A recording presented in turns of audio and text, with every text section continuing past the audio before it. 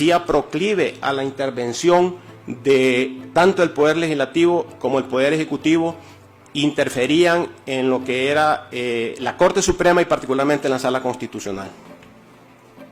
Doctor, ¿alguna vez recibió presiones externas por parte de autoridades públicas en el ejercicio de sus funciones, esto es, previo a su destitución?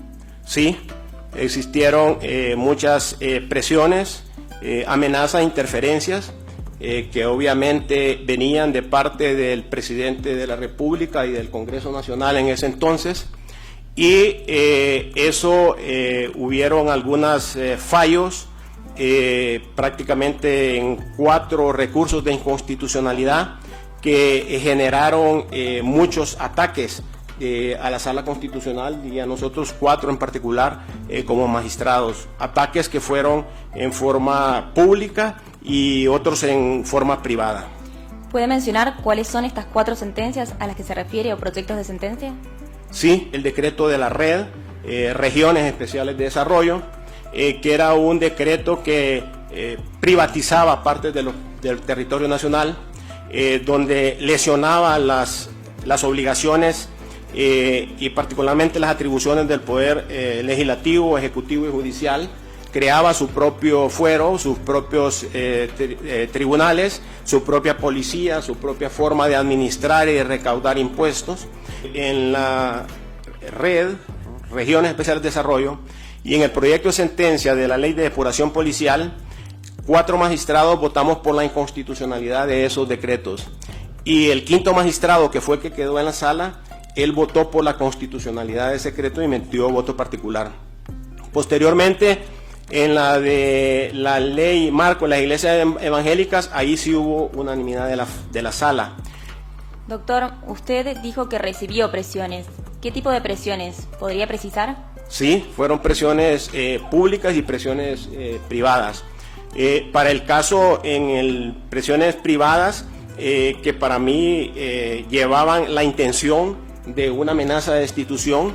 Recuerdo una reunión que fue una invitación oficial que hizo el presidente de la República a su casa de habitación. Era un desayuno donde asistimos los magistrados, una invitación que hicieron por escrito, y él empezó a hablar del tema de las regiones especiales de desarrollo, y finalizó diciéndonos de que recordáramos que los magistrados éramos nombrados por el Congreso Nacional y podíamos ser destituidos por el Congreso Nacional. Posteriormente hubo una coordinación entre el presidente de la Corte Suprema y el presidente del Congreso Nacional, y convocaron a una reunión en el edificio del Poder Judicial, donde estábamos los magistrados de la Sala Constitucional y me parece que estaban los demás magistrados de la Corte Suprema, y nuestra sorpresa fue que era para efectos de lo que era la red. Y finalmente, después de todo lo que hablaron, el presidente del Congreso manifestó de que ese decreto quería que no se declarara inconstitucional y que lo ayudáramos para que no fuera declarado inconstitucional. Luego también empezaron a manifestar de que iban a crear comisiones, tanto del Poder Legislativo como del Poder Ejecutivo, de juristas nacionales e internacionales, para analizar los fallos de la Corte, de la Sala Constitucional, y manifestar si efectivamente estaban apegados a la Constitución y a la ley. Obviamente eso, viniendo del poder político y viniendo de la presidentes, se convertía en una amenaza directa. Este fue un proyecto que el gobierno apostó mucho con este proyecto. Era un proyecto, según el gobierno, muy innovador, que iba a traer la inversión extranjera y que iba a crear un desarrollo al país. Esta ley, realmente tuvimos unas presiones tremendas para que fuera aprobada.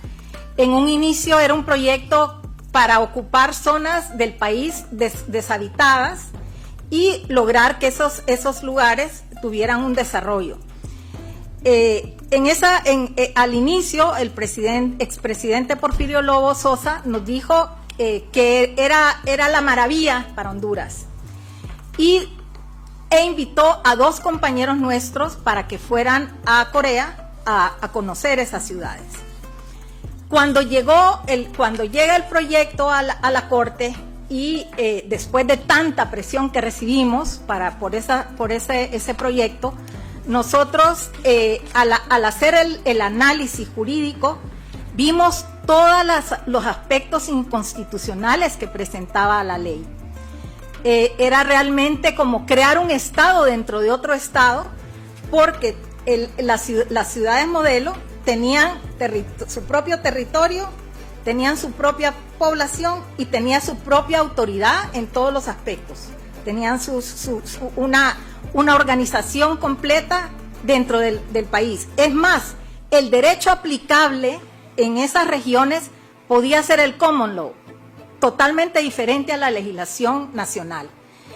Y pues la libertad de inversión era enorme, había diferencia, podía tener su propio régimen fiscal y pues violentaba realmente el principio de soberanía y el principio de territorio, de los tres elementos esenciales del Estado.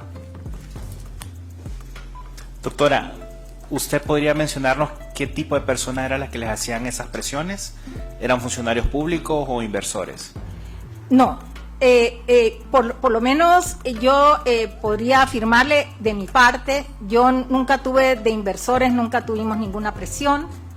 La presión era una presión política, ya sea directamente a través del presidente de la República o el presidente del Congreso Nacional, o llamadas telefónicas, o a través de personas allegadas a nosotros, las buscaron para ver si podían influenciar en nosotros.